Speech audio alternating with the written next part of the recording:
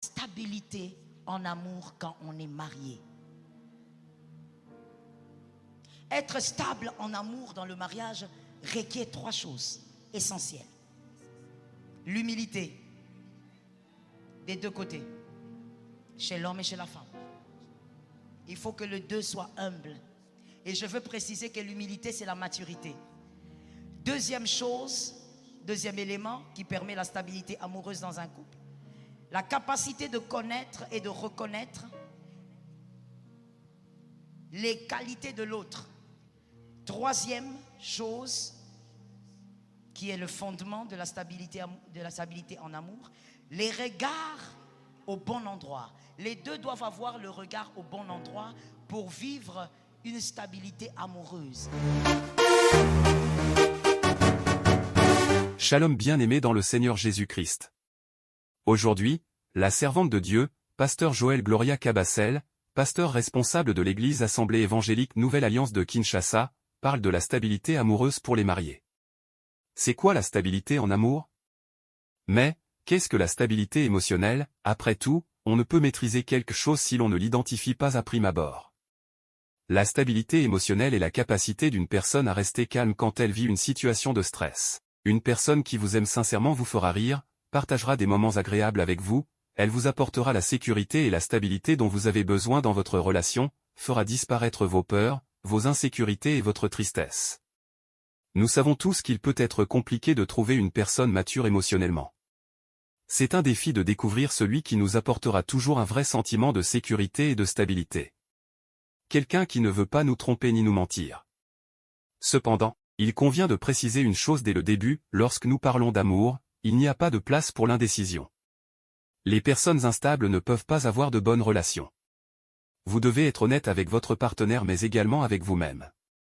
Les relations saines et réussies sont celles dans lesquelles les 2 partenaires se sentent en paix et à l'aise d'être qui ils sont vraiment. Avoir peur de révéler qui vous êtes réellement n'est jamais bon signe pour une relation. En revanche, quand vous lâchez prise et que vous n'avez pas peur de montrer qui vous êtes, la relation devient tout simplement magique. Abonnez-vous, aimez et partagez afin d'apporter l'évangile de Jésus-Christ aux nations. Que la bénédiction de Dieu soit votre partage dans le nom puissant de Jésus-Christ. Amen. Alors voici ce qu'on va faire, on va les utiliser de manière thérapeutique et on va comprendre ce qui se passe dans le couple. La stabilité en amour, selon Genèse 26, 8 à 9. Genèse 26, 8 à 9. Dans cette écriture, il y a le roi Abimelech qui avait déjà pris la femme d'Isaac. Il voulait la prendre justement comme femme. À un moment donné, il vient le soir, il observe et il voit, la Bible dit, il voit Rebecca badiner avec son mari. Il badinait. Et là, Abimelech, il dit, oh Isaac, tu m'avais menti. La manière dont je vous ai vu blaguer là, c'est pas une petite sœur, c'est ta femme. La stabilité en amour, je refuse d'appeler ça l'harmonie. Alors voici ce qu'on va commencer par faire. Et ça va nous aider. Moi, je veux poser des questions et vous allez seulement lever la main, d'accord? Si c'est vous, vous levez la main, ou si c'est vous, vous levez la main. C'est comme ça qu'on va comprendre l'enseignement de ce soir et on va prier. C'est plus facile comme ça.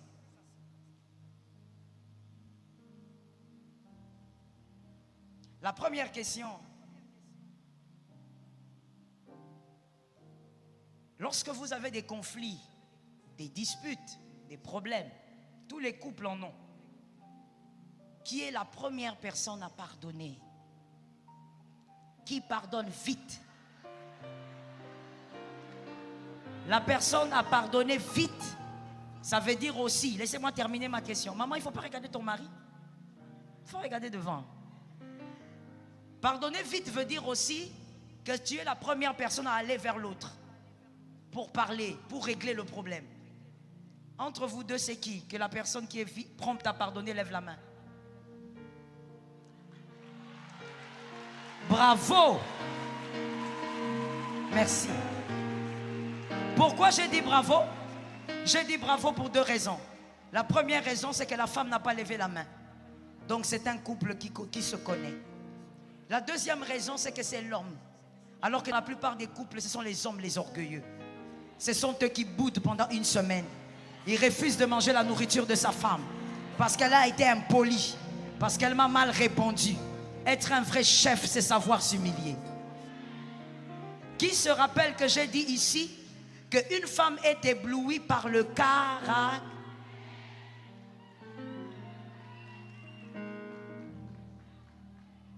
Voici maintenant, face à cette thématique, qu'est-ce qu'il faut maintenant faire pour que ce couple, aujourd'hui 5 ans, arrive jusqu'à avoir 30 ans de mariage, mais dans la stabilité amoureuse, pas vivre seulement parce qu'on a des réalisations, on a une maison, on a des enfants. Non, stabilité amoureuse. Par rapport à ce premier problème, la première chose qu'il doit faire, c'est que la personne qui ne pardonne pas vite doit apprendre de l'autre. Qu'elle ne considère jamais ça comme une faiblesse. Que jamais elle ne considère que c'est un acquis. Il va toujours venir me demander pardon. Le jour où elle commence à réfléchir comme ça, elle a détruit la stabilité amoureuse. Si dans votre couple, c'est la femme qui demande pardon facilement, monsieur, attention, ne prends pas ça comme un acquis, comme une faiblesse. Tu es en train de détruire votre foyer et de détruire la stabilité en amour. Deuxième question. Entre vous deux, quand tout va bien et même quand tout va mal, peu importe, qui crée le dialogue?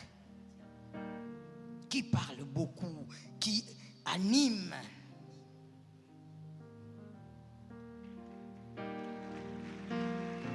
Ils se connaissent, hein? C'est très bien, que Jésus vous soutienne. Ah mais oui, c'est un grand pas pour moi. Pour 5 ans et moins, c'est beaucoup. Je connais des couples qui ont plus d'années que ça, mais ici, là, ils allaient faire... Ils ne se connaissent pas du tout. Alors, voici. Lorsque une seule personne dialogue, c'est toujours elle qui amène la joie, qui parle, qui pousse la causerie. Il y aura la monotonie. Et la monotonie va tuer le dialogue. La personne qui pousse va se fatiguer. Et finalement, elle aussi va rester dans son coin. Et là où il n'y a pas de dialogue, l'amour est en train de mourir. J'ai entendu 2 amens. Lorsque un couple ne doit pas dialoguer pour parler des enfants seulement. Ça doit être des accessoires. On dialogue pour parler de l'amour, vous deux. Les enfants sont les résultats de votre amour. Vos maisons, vos réalisations, ce sont les résultats de l'amour. Mais il y a des couples aujourd'hui, quand on dit dialoguer, c'est pour parler seulement des enfants. L'enfant l'a fait quoi? Il a fait comment? On l'a attrapé? On l'a pas attrapé? Il est en prison, il va sortir. Qu'est-ce qu'on va faire cette année 2023? Non, on ne peut pas finir comme ça. On achète une maison. Oui, on achète un terrain. Mais vous ne causez pas de votre amour. Vous ne parlez pas de vous. Lorsqu'on ne parle pas de soi, ce n'est pas le dialogue. C'est une causerie entre un chef dans... La plupart des gens qui ne parlent que des réalisations dans le couple, ce sont des gens qui de manière inconsciente ont déjà tué leur amour. Vous êtes dans autre chose, mon frère, mais ce n'est plus de l'amour. Vous vivez pour vos réalisations, mais pas pour vous deux. Pendant le dialogue, titillez-vous aussi. Ok? Titillez-vous. Pendant que vous dialoguez de vous, pas vous dialoguez de comment tu trouves ces derniers temps ici vraiment. Oh, que Dieu aide le Gabon. Vraiment, il y a beaucoup de problèmes. Hein, les routes, vraiment. Non, frère, c'est pas ça. Vous pouvez parler de ça, mais il faut entretenir aussi votre propre vie. Titillez-vous aussi. Et qui dit titiller parle des câlins. Câlinez-vous, les hommes africains. Ah, que Jésus nous délivre du mal. Ah, les hommes africains. Africa. Que Dieu bénisse l'Afrique. Que Dieu bénisse l'Afrique. Les hommes africains, quand on dit câlin, lui, il croit qu'on a dit attrape la main, casse la main. Il n'y a pas de douceur du tout. Donc il fait casser. Tu vois la femme s'est réveillée le matin. Qu'est-ce qu'il y a? Tu es tombé? L'œuvre du câlin. Je veux dire une chose importante. Lorsqu'on cause, on dialogue, on se câline. C'est-à-dire on se touche, on s'enlace. ça crée l'amitié. Ça crée ou ça fait croître l'amitié. La chose qui vous permettra d'avoir 80 ans, 70 ans et de rire ensemble. Les enfants ne sont pas là, vous riez, vous roulez sur la moquette. C'est l'amitié que vous avez fait croître. L'amitié peut exister avant, j'avais dit c'est l'idéal, mais même si vous ne commencez pas par l'amitié, on peut créer l'amitié dans le mariage. Pendant le moment de dialogue, on se titille, on se provoque. Ah, toi tu as des oreilles comme ça, ne te fâche pas, c'est une blague. Et ça connecte les esprits. Mais le sexe ne fait pas croître l'amitié. Non. C'est pas par l'amitié ou c'est pas par la sexualité que le sexe, que l'amitié va croître. Non. L'amitié croît par les moments de qualité. Et ces moments de qualité-là, on appelle ça justement le dialogue, les titillements, les moments de qualité. Quelqu'un a dit à son frère, le moment de qualité. Et pendant ce moment-là, on ne te demande pas, frère, d'attaquer. N'attaque pas. Ce sont des câlins. On n'a pas dit d'attaquer. Toi, tu ne supportes pas les câlins. Dès que ça commence, c'est fini. Tu es parti. Et quand même on te dit non, c'était des câlins. Non, moi je ne supporte pas les câlins. Oh. Mais il faut supporter les câlins, mon frère. Fais un travail sur toi. Parce que cette amitié doit croître. Est-ce que quelqu'un m'a capté? Alors la troisième question. J'ai besoin d'un billet de francs CFA. Donnez-moi un billet s'il vous plaît.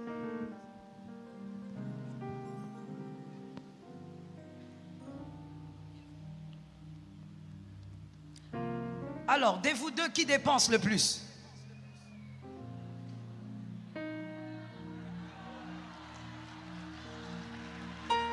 Acclamez pour eux, soyez gentils.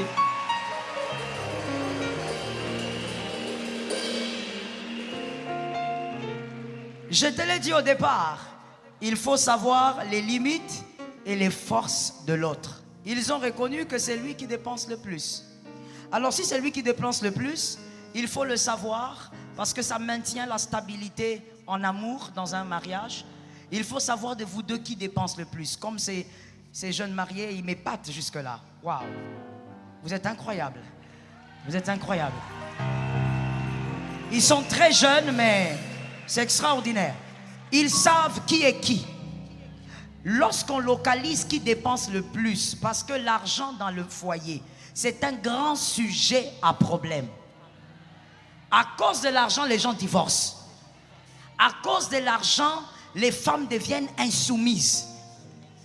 À cause de l'argent, les hommes commencent à faire tout ce qu'il faut et même ce qu'il ne faut pas. L'argent est un point de discorde.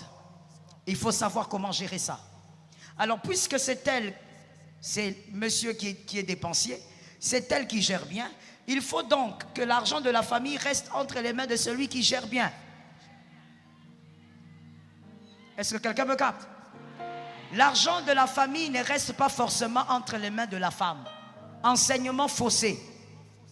Non, parce que c'est la femme, c'est elle qui doit gérer. Faux. Si elle doit gérer, que ça ne soit pas parce qu'elle est femme, mais parce qu'elle est une bonne gérante. Si c'est l'homme qui est un bon gérant, c'est à lui de gérer. C'est le bon gérant qui doit gérer si vous voulez bâtir quelque chose dans cette famille-là. On ne fait pas les choses par tradition, on fait les choses par intelligence. Donne-moi un amen, normal. Et donc, en matière financière, pour garder la stabilité financière, la première chose qu'il faut faire, donner à la personne qui gère bien. Deuxième chose, vous devez en tant que couple avoir un compte épargne bloqué. Vous ne pouvez pas manquer ça. Un compte bloqué où vous déposez de l'argent, vous ne touchez pas jusqu'à 10 ou 10, je sais pas, 15 ans. Vous bloquez. Vous devez avoir vos économies. Quelqu'un m'a dit amen. Deuxième chose pour avoir la paix financière dans le mariage et garder la stabilité.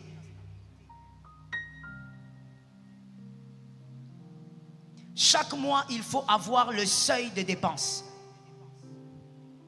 Il faut savoir que dans votre foyer, par exemple, le seuil de dépenses, c'est autant. On ne dépense pas plus que ça quand on doit faire des dépenses, à moins qu'il y ait des urgences. Mais s'il n'y a pas d'urgence, voilà les seuils de dépenses. Vous ne pouvez pas dépenser comme vous voulez parce qu'il y a eu trop d'entrées. Ayez le seuil. Qu'il y ait beaucoup d'entrées ou pas, on ne dépasse pas plus que ça. Est-ce que quelqu'un m'a capté? En matière d'argent, que chacun rapporte quelque chose à la maison. Chacun doit rapporter quelque chose à la maison. Il faut éviter des frustrations. Il y a trop de frustrations financières dans le foyer. Chacun doit rapporter quelque chose. La femme doit rapporter quelque chose. L'homme aussi rapporte. Mais je dis ceci, précision. L'argent de l'homme, c'est pour la famille. L'argent de la femme, c'est pour les compléments.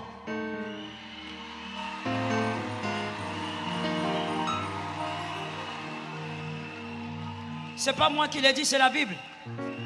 La Bible a dit que tu es le chef ou bien. C'est pas ça. Quand on dit ça, tu aimes, non? Tu es le chef, c'est-à-dire que tu es la couverture. Tu dois prendre en charge toute la famille. L'argent de la femme complète. Un homme charismatique n'a pas l'œil dans l'argent de sa femme. Sois guéri, monsieur, sois guéri. Sois guéri. Sois guéri, monsieur. Tu es là en train de regarder, tu as combien? Tu as fait quoi avec? Ton autorité va baisser. Est-ce que je peux libérer une vérité? Je parle ou je laisse. Je parle ou je laisse. La femme est très attachée à l'argent. Tu vois, depuis que je lui ai donné, regarde comment elle tient ça. Depuis, hein, elle tient ça comme ça là. La femme est attachée à l'argent. Tu sais pourquoi? Ce n'est pas du matérialisme, ce n'est pas un problème. Tu sais pourquoi? Elle a été créée après que Dieu ait tout créé dans le jardin d'Éden. Il y avait tout. La femme est venue seulement s'asseoir. C'est tout. C'est tout. Comme la femme est attachée à l'argent, et comme la femme chrétienne doit créer l'équilibre par rapport à ses finances, monsieur, pour ne pas perdre ton autorité, ramène, même si tu ramènes peu, mais ramène. Est-ce que quelqu'un me capte? Et que ton argent soit l'argent qui couvre la famille. Si ce n'est pas suffisant, la femme maintenant va compléter. Est-ce que quelqu'un m'entend? Aide semblable, aide. Pourquoi? La femme doit aussi rapporter quelque chose. Parce que dans le couple, toi tu rentres frustré. Tu refuses de parler. Tu prépares la nourriture, beaucoup de sel. Parce qu'on ne t'a pas donné l'argent. Alors que tu n'es pas la première fille de cet homme. Tu es sa femme. Produis ainsi, quand tu veux faire des caprices, tu sors toi-même. Que les plaisirs dans le couple, les plaisirs matériels, soient programmés. Vous voulez acheter une voiture? Programmée. Vous voulez acheter une maison? Programmée. Vous voulez vous acheter une veste? Que ça soit programmé. Ne vous levez pas un matin comme ça, vous êtes en train de vous balader, puis vous dites, j'ai envie de prendre ça. Tu as envie comment? Tu n'es pas un garçon célibataire, tu n'es pas une fille célibataire, tu as des charges et des responsabilités. Tu ne t'achètes pas, je ne sais pas, une chaussure qui coûte les yeux de la tête comme ça, par un coup de tête. Que les plaisirs soient programmés pour ne pas faire des dépenses inutiles. Sois propre, mais ne sois pas dépensière. Sois propre, mais ne sois pas dépensier. Je n'ai pas entendu ça. Tu dois savoir que la famille est le lieu de la construction, le lieu du bâtissement. Voici l'avant-dernière question. De vous deux, qui a plus les désirs sexuels?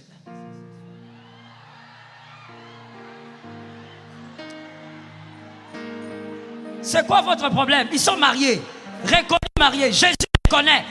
Tout le monde les connaît. Même les enfers. Ils sont libres de dire oui. Regarde les gens façon. Voilà. Je m'attendais à ça. On acclame monsieur.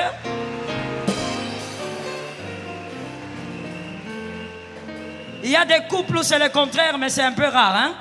Mais ça existe. Souvent, c'est ça. Alors, nous disons ceci. Pour maintenir l'équilibre, la stabilité en amour, attention. Je commence par dire attention. Que quelqu'un répète avec moi 3 fois attention. En Afrique, il y a la culture africaine qui est très belle et qui a, comme toute culture, a ses failles. On a appris à la femme qu'on ne va pas vers l'homme. Il faut que lui vienne toujours vers toi. Lorsque vous vous retrouvez dans ce cas, comme ce couple, c'est l'homme qui va toujours. Vous devez savoir que madame, ce n'est pas au nom de cette culture qu'il faut mourir. C'est votre mari légitime. Lorsque vous sentez que ça ne va pas, attaquez-le. Accélérez. Attaquez-le en ordre et en désordre. Est-ce que quelqu'un m'entend? Aucun verset biblique n'interdit cela à une femme légitime. Lorsque tu as tes besoins légitimes, l'apôtre Paul dit d'ailleurs que ce corps-là t'appartient. Donc tu attaques ça. Est-ce que quelqu'un m'entend? Mais lorsque maintenant vous êtes mariés pour garder la stabilité dans l'amour en matière de la sexualité, lorsque madame vous voulez aller vers votre mari, commencez d'abord par des préliminaires matériels. Pourquoi vous sifflez comme ça? Les préliminaires matériels. Je vais essayer d'aller un peu doux parce qu'il y a des enfants ici aussi. Je vois les enfants là. Les préliminaires matériels, ce ne sont pas les mains qui touchent et tout ça, non. Préliminaires matériels, c'est votre manière de vous habiller. Ne vous habillez pas comme un sac de riz alors que vous avez un projet. Habillez-vous de manière coquine. Soyez un peu coquine. N'aimez pas le make-up comme un clown. Non, sois modéré. C'est ça les préliminaires matériels. Même ta manière de t'habiller, tu prépares déjà. Tu sais pourquoi? Parce que Adam ne donne le nom à la femme que quand il voit. Quand il ne voit pas, il ne parle pas. C'est lorsqu'il a vu qu'il a dit voici. L'homme est d'abord très visuel. C'est qu'il voit, il reste avec ça. Même si après il y a le diable, lui il voit d'abord. Quelqu'un m'a capté? Les préliminaires, ta manière de t'habiller. Tu vas pas mettre un jean comme un cowboy.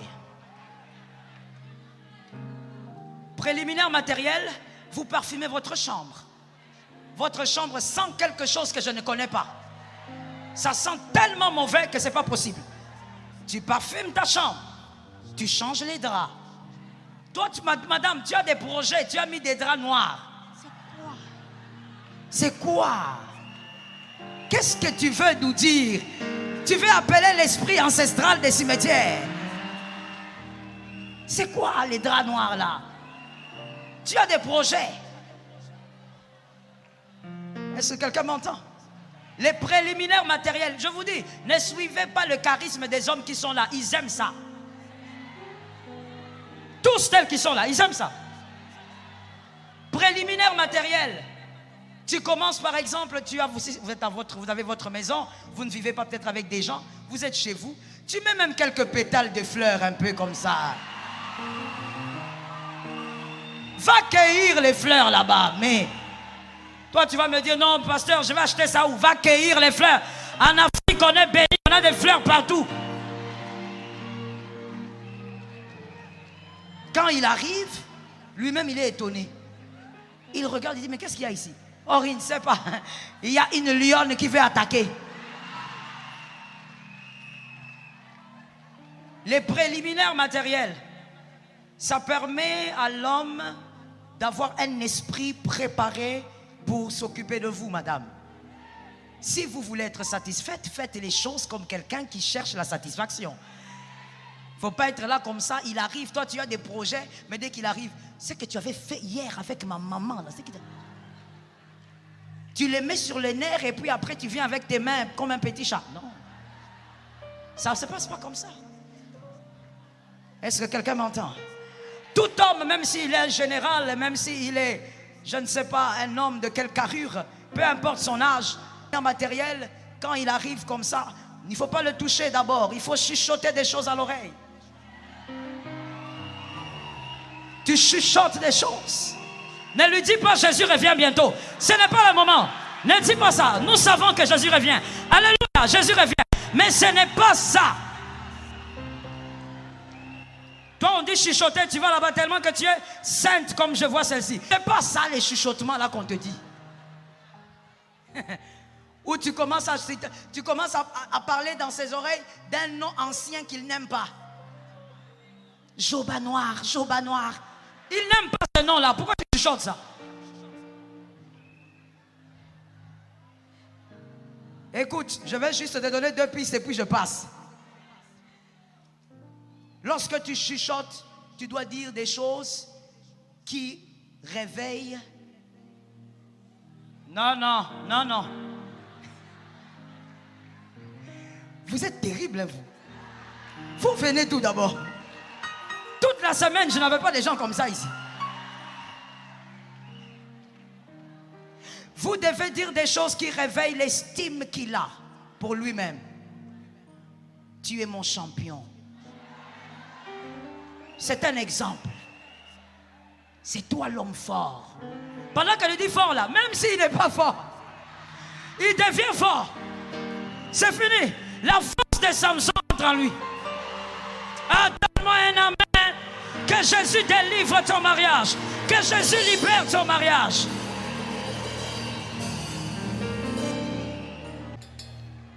Les préliminaires matériels, ça aide et ça permet au mariage de ne pas vieillir. Vous vieillissez, mais votre amour est frais. On tient compte de ça.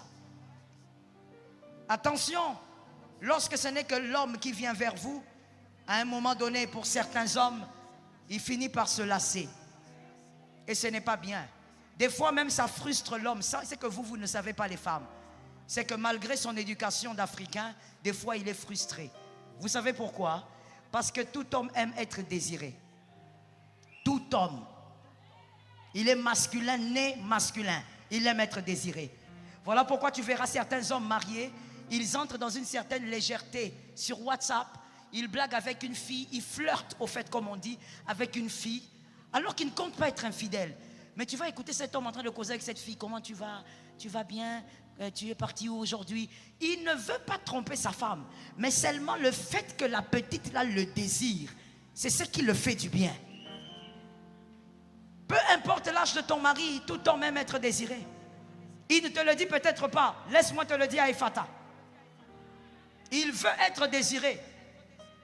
Alors montre-lui que toi aussi tu as besoin de lui. Est-ce que quelqu'un m'entend? Lorsqu'il y a des refus, ça ce sont des choses aussi qui créent des frustrations. Lorsqu'il y a des refus sexuels, tu ne veux pas, pour des raisons que tu connais, que ces refus-là ne soient pas méchants. Que ces refus ne soient pas méchants. Tu dois parler avec tact. L'éducation de ta famille doit se manifester. Ce n'est pas parce que tu ne veux pas que tu le regardes comme un crocodile qui veut attraper quelque chose. Tu le regardes et dis, tu me touches, tu me touches, tu me touches. Mais il te touche, oui. La Bible dit que ce corps-là, c'est pour lui, il te touche. Tu veux qu'il aille toucher qui? Tu as prévu une autre femme quelque part pour lui? Tu veux qu'il touche qui? Mais même quand tu ne veux pas, même quand tu n'es pas disposé, homme comme femme au fait, hein, parce qu'il y a aussi des hommes qui refusent. Mais tu dois savoir comment refuser. Parce que la personne, avant qu'elle vienne chez toi, elle est déjà en feu. Elle est déjà... Je choque, hein? Elle est déjà en train de brûler. Mais ce n'est pas le feu de l'enfer, c'est un bon feu. Alors il faut savoir comment éteindre le feu là. Toi non seulement madame, tu dis non, mais tu prends les draps, tu tires. Tu le laisses dans le froid parce qu'il t'avait énervé la journée. On ne résout pas les conflits avec le sexe. Et on ne prive pas le sexe pour venger un conflit. Ne fais jamais ça, ça va te détruire. Si tu as déjà commencé, arrête. Ça va t'amener à la destruction certaine. Tu n'auras que tes yeux pour pleurer. Et j'insiste sur les femmes chrétiennes. Les femmes qui sont chrétiennes me donnent un amen. Si tu es païenne, ne donne pas un amen. Femme chrétienne, donne-moi un amen. Les femmes chrétiennes, vous vous leurrez beaucoup. Tellement. Vous pensez que épouser un homme chrétien est un acquis. Tu peux faire tout ce que tu veux. Il ne sera pas infidèle. Il est chrétien. Il va rester là. Il est ici. Tu l'as mis ici. C'est un mauvais endroit. Il va glisser. Épouser un homme qui connaît Dieu ne doit pas faire de toi une femme rebelle. Et ce n'est pas un acquis. Je vais te dire une chose que je dis toujours dans les réunions des couples. Je ne peux pas finir sans le dire. La fidélité d'un homme, et là je parle aux hommes, ne doit pas dépendre de la beauté de la femme. Ne doit pas dépendre de l'amour qu'il a pour la femme. La fidélité d'un homme doit dépendre de l'amour qu'il a pour Jésus. Parce que si ta fidélité dépend de la femme, le jour où elle te blessera, tu sortiras. La fidélité, même toi madame, tu dois chercher à ce que ton mari soit fidèle à toi parce qu'il aime Jésus. Femme chrétienne, sois intelligente, pousse ton mari vers Jésus. J'ai entendu 2 amens quelque part. Pousse ton mari vers Jésus. Parlez de votre sexualité. Pendant vos moments de qualité, on a parlé des moments de qualité. Pendant vos moments de dialogue où vous ne parlez pas des enfants, où vous parlez de vous, parlez aussi de votre sexualité. Et tuez les préjugés, s'il vous plaît. Dans beaucoup de couples, je pense même que c'est peut-être à 80%. Il y a tellement de non-dits dans leur sexualité. Ils font semblant devant tout le monde. Mais il y a trop de frustration dans la sexualité. Parce que les couples n'en parlent pas. On fait sans lumière, on termine, on ne dit rien. C'est comme si c'est une messe noire et puis c'est fini. Alors qu'il faut en parler. Il faut que l'autre sache ce que tu veux. Monsieur, madame doit savoir ce que tu aimes. Madame, soyez aussi libre de dire à votre mari ce que vous aimez. Mais que les hommes me donnent d'abord un amen. Les hommes, donnez-moi un amen. Le problème avec vous, pourquoi les femmes ne vous parlent pas, c'est à cause de votre mindset. Votre mindset, quand il a un problème, lorsque ta femme te dit, non, moi j'aime que tu me touches comme ça. C'était Jean-Luc qui te touchait comme ça. Moi je ne suis pas Jean-Luc. Pourquoi tu as des préjugés comme ça? Pourquoi tu ramènes les ex là-dedans? Ou alors, si ce n'est pas ça, voici la réaction des hommes. Parle, parle, je t'écoute, parle. Parle. Tu as fini? Où est-ce que tu as appris tout ça? Mais pourquoi tu stigmatises les choses comme ça? C'est son corps. Elle sait comment elle veut être touchée. Et il faut qu'elle te le dise parce que tu es le mari de toute sa vie. Et il n'y a pas un autre homme qui va la satisfaire. Vous devez tuer les préjugés. Que l'onction qui est dans cette salle tue ce genre d'eau au nom de Jésus. Que tu sois marié ou célibataire, sois déjà libéré de ça. Que Dieu t'épargne de ce genre de mariage. Tuez le préjugé, parlez-en. En regardant un film par exemple, vous parlez. Ah, comment c'était la fois dernière? Non, c'était bien. Il ne faut pas mentir aussi, hein. Les dames, il ne faut pas mentir. Il faut pas aussi choquer, hein. Il faut parler, tu dis la vérité, mais avec un peu de douceur. Tu dis non, chérie, c'était bien, mais seulement tu m'es touché un peu comme si c'était des épines. Essaye un peu. Essaye d'arranger un peu. Il faut mettre un peu de crème sur les mains. Il y a des hommes qui ne mettent même pas la crème sur le corps. Il faut mettre un peu la crème sur les mains, adoucir un peu les mains. Ce n'est pas possible. Je parle ou je laisse? Je suis en train de terminer, je dois donner le dernier choc et puis je finis. Monsieur, toi, on t'a dit que tu es un bébé, tu dois téter, mais ta façon de téter, ce n'est pas téter. Tu es en train de ravager, tu es en train de tout casser, tu es en train de tout enlever, tu veux arracher carrément, tu es en train de déraciner, tu es en train de...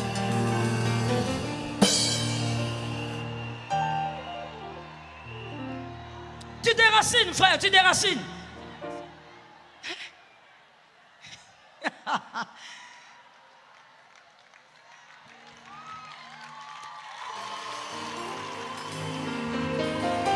Tu es en train de déraciner. On t'appelle bébé. fais comme un bébé. Toi, tu vas voir comment le bébé tête. Ah, d'abord, tu mets tes dents. Qui t'a dit ton tête avec les dents? As-tu déjà vu un bébé tête avec les dents? Tu sors et puis il sort les dents avec force. Hein. Tu as traumatisé l'enfant d'autrui. C'est aussi l'enfant d'autrui. Laisse l'enfant d'autrui. Et vous écouterez maintenant certains hommes dire: oh, vous savez, pasteur, moi, je ne sais plus quoi faire. Hein. Ma femme, elle n'aime pas ça. Quand moi, je commence, elle est toujours en train de dire non, non. Mon frère, j'ai toujours dit une chose. Il n'y a pas quelqu'un qui n'aime pas le poulet. Si tu n'aimes pas le poulet, tu n'as jamais goûté les vrais poulets préparés avec les épices. C'est pas que ta femme, elle n'aime pas ça. Ce sont tes dents qu'elle n'aime pas. C'est ta manière là qu'elle n'aime pas. Mais si tu essayes de t'améliorer, oh, toutes les femmes aiment les préliminaires. Ça tombe sur les femmes intelligentes qui sont là.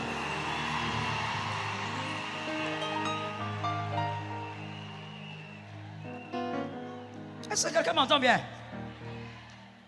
Toi, monsieur, tu es déjà en feu à cause de ce que tu vois. Mais il faut préparer la dame. Et donc, c'est par les préliminaires physiques. Mais ta manière de faire. Ah, si elle ose seulement te dire: porte-moi, bébé. Hey. Maman ne demande pas ça, hein? Je te déconseille. La manière où tu vas la soulever.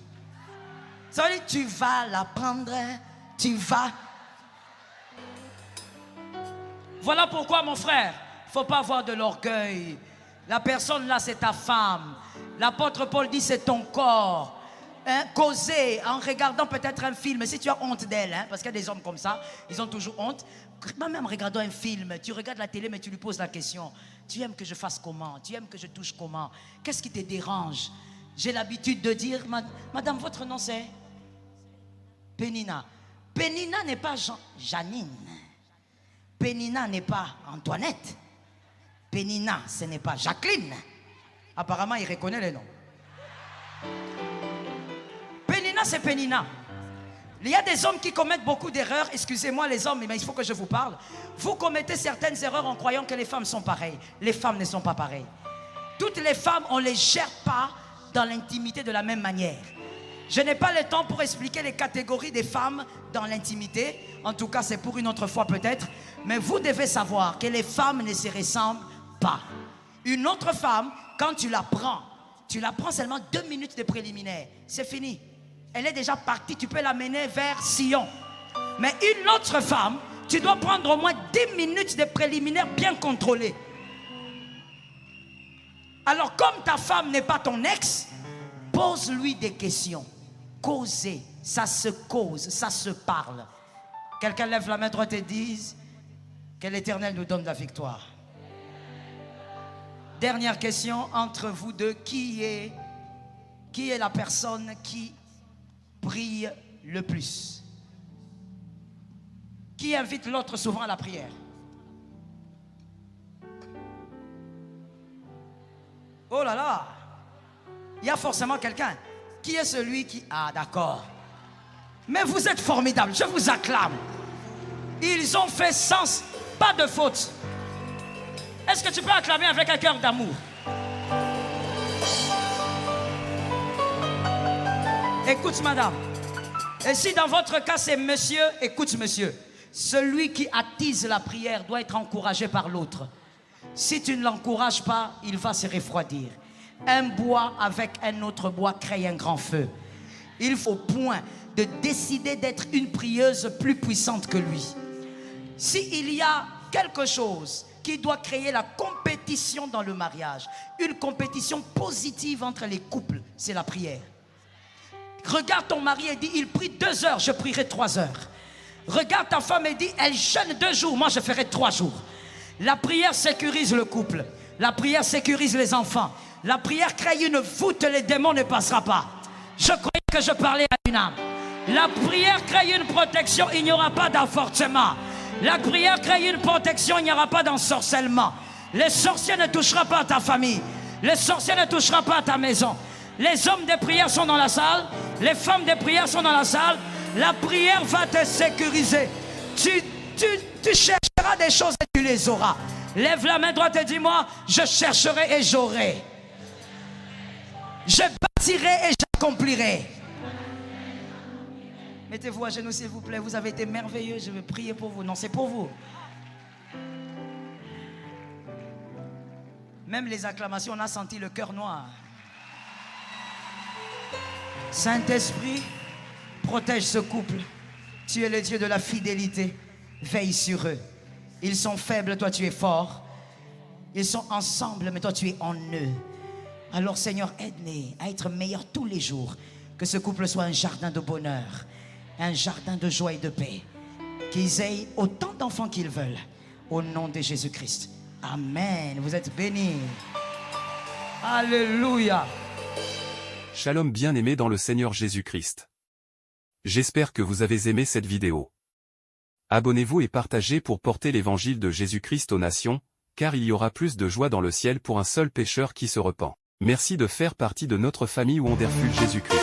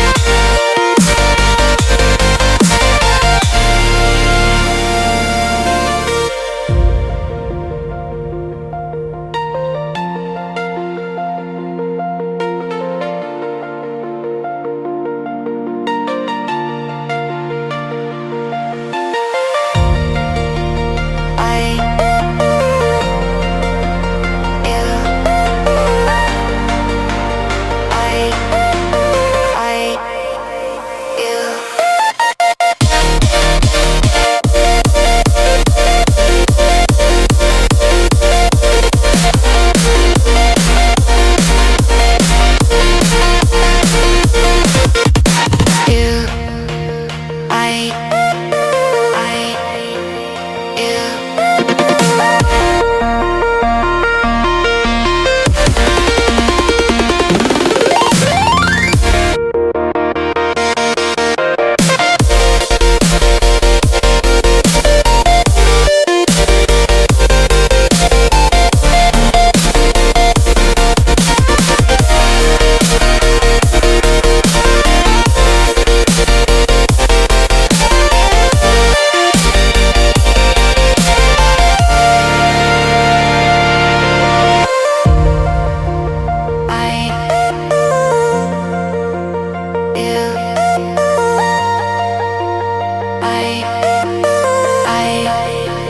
you.